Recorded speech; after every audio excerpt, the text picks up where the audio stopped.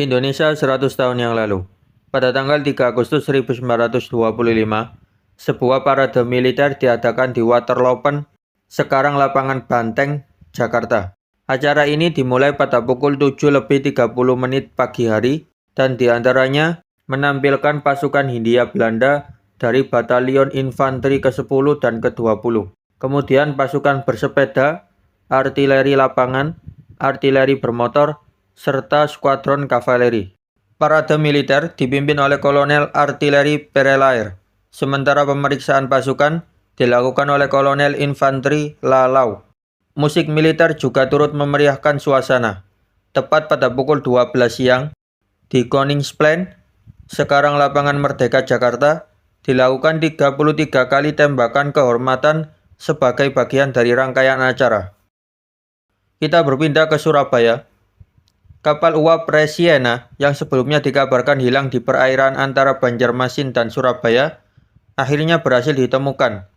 Dua kapal perusak, Linz dan Panther, menemukannya sedang berlabuh di tengah perjalanan.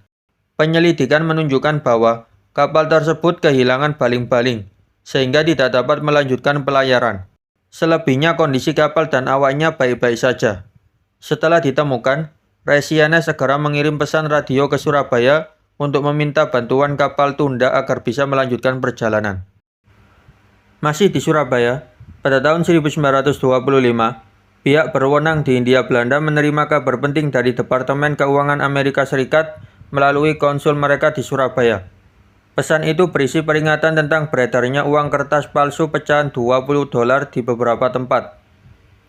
Walau diyakini tidak akan menimbulkan masalah besar di Hindia Belanda, informasi ini tetap dicatat demi menjaga keamanan transaksi.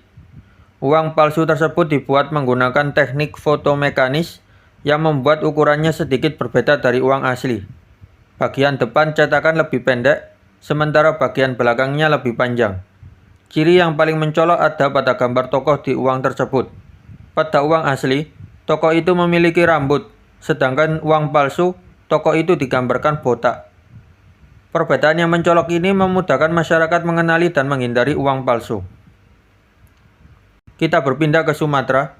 Pada tahun 1925, Stasiun Percobaan Delhi di Sumatera menerima permintaan yang unik dari kebun binatang artis di Amsterdam, Belanda untuk membantu mendapatkan beberapa ekor orang utan.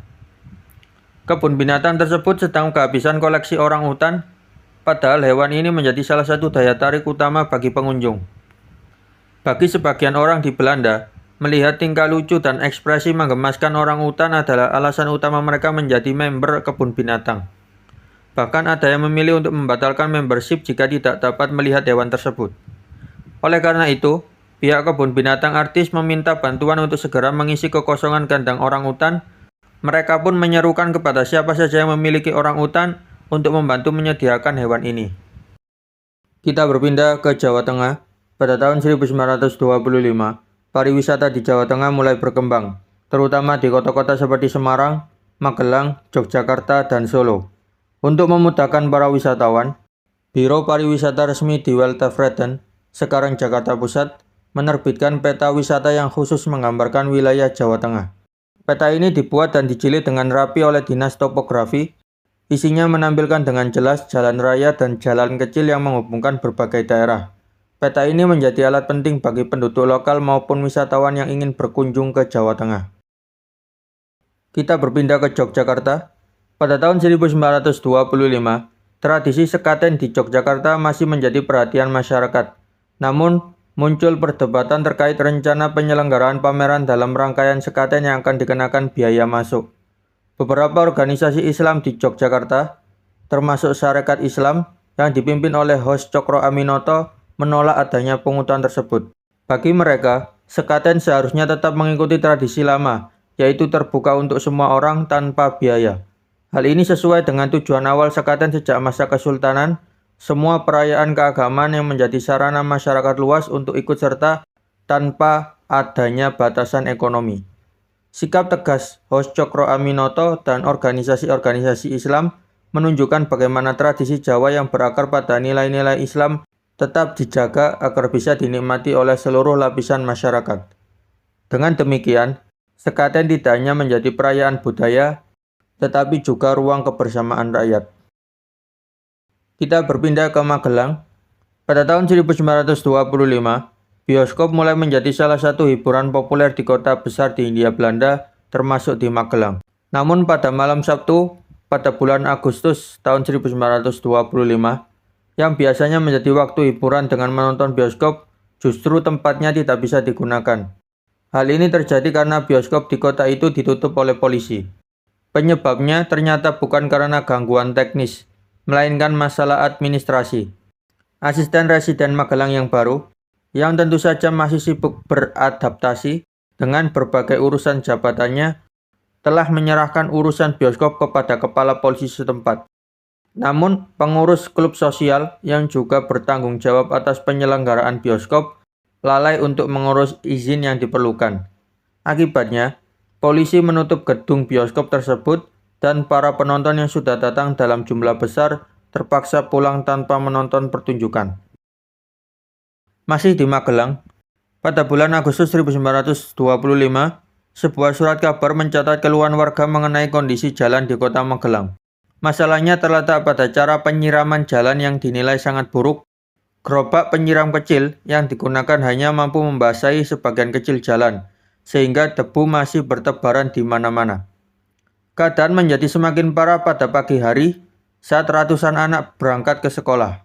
Para kuli justru sedang menyapu jalan utama. Akibatnya, anak-anak harus melewati kepulan debu tebal yang membuat perjalanan mereka tidak nyaman dan mengganggu kesehatan. Melihat kondisi tersebut, warga mulai berencana untuk menyampaikan protes kepada pemerintah kota Magelang agar segera memperbaiki cara penyiraman jalan. Kita berpindah ke Bandung. Pada bulan Juli 1925, Bandung menjadi tuan rumah lomba berkuda jarak jauh yang diselenggarakan oleh Perkumpulan Olahraga Berkuda Militer. Perlombaan ini menempuh rute Cimahi, Bandung-Cimahi sejauh 50 km. Dengan jalur yang dibuat berliku melalui beberapa jalan memutar. Sebanyak 14 penunggang kuda ikut serta, namun 3 diantaranya tidak berhasil finish. Sebelum lomba dimulai, dilakukan pemeriksaan terhadap kondisi kuda peserta. Hasil lomba menempatkan The Whip, kuda milik Kapten Laupman, sebagai juara pertama dengan mencatat waktu 3 jam 9 detik. Kemudian juara kedua diraih oleh Moja, milik Letnan Engles, dan juara tambahan diberikan kepada Piet, milik Letnan Ferguson. Di kategori kuda yang tidak ditunggangi perwira, juara pertama diraih oleh Nora, milik Kapten Brum, dan juara kedua diraih oleh Dorus, milik Kapten Van Rey. Para peserta wanita yang ikut berkompetisi juga mendapat medali sebagai bentuk penghargaan. Kita kembali membahas pariwisata. Biro Pariwisata Resmi di Hindia Belanda pada bulan Agustus 1925 mengumumkan penerbitan peta wisata baru. Peta itu dibuat khusus untuk wilayah-wilayah populer di Jawa Tengah seperti Yogyakarta, Magelang, Wonosobo, Semarang, dan Solo. Peta ini dikerjakan dengan baik oleh Dinas Topografi, digambar dengan jelas, dan diterbitkan dalam format praktis yang sama seperti peta-peta yang sudah terbit sebelumnya. Peta tersebut dijual dengan harga murah dan sangat membantu para wisatawan, baik orang Belanda maupun pribumi yang ingin berlibur. Sebelumnya, biro ini juga sudah menerbitkan peta daerah lain seperti Bogor, Bandung, Garut, dan Malang. Dengan hadirnya peta baru ini, seri penerbitan peta wisata semakin lengkap. Selain itu, Biro Pariwisata juga sedang menyiapkan edisi lainnya, yaitu sebuah panduan baru untuk Jawa dan satu lagi untuk Sumatera. Beberapa masyarakat Hindia Belanda saat itu sangat menantikan edisi selanjutnya dan berharap biro ini akan terus melanjutkan pekerjaannya yang sangat bermanfaat, terutama dalam bidang penerbitan peta. Kita berpindah ke Solo. Pada bulan Agustus 1925, sebuah berita menarik muncul tentang kegiatan seni di Solo. Kata Mardi berasal dari kata Pardi, yang berarti mengusahakan sesuatu dengan rajin dan penuh kesungguhan. Sedangkan Guno berasal dari bahasa Sangsekerta guna, yang berarti sifat yang unggul, keistimewaan, dan kemampuan luar biasa. Oleh karena itu, perkumpulan para pengrajin Jawa di Surakarta diberi nama Mardiguna. Perkumpulan ini berencana mengirimkan berbagai hasil karya seni mereka ke pameran yang akan diadakan di Pekalongan. Mereka terlebih dahulu menggelar pameran di Solo, sehingga masyarakat Solo akan mendapat kesempatan untuk melihat terlebih dahulu hasil karya-karya tersebut. Karya-karya yang akan dipamerkan diantaranya yaitu ukiran kayu, kerajinan perak, batik, dan lain-lain. Pameran akan berlangsung pada tanggal 5–7 Agustus 1925. Benda-benda pameran tersebut akan ditampilkan di Rumah Pangeran Haryo Kusumojudo di Surakarta dan bisa dikunjungi pada pukul 8 hingga 12 pagi serta pukul 6 hingga setengah 9 malam.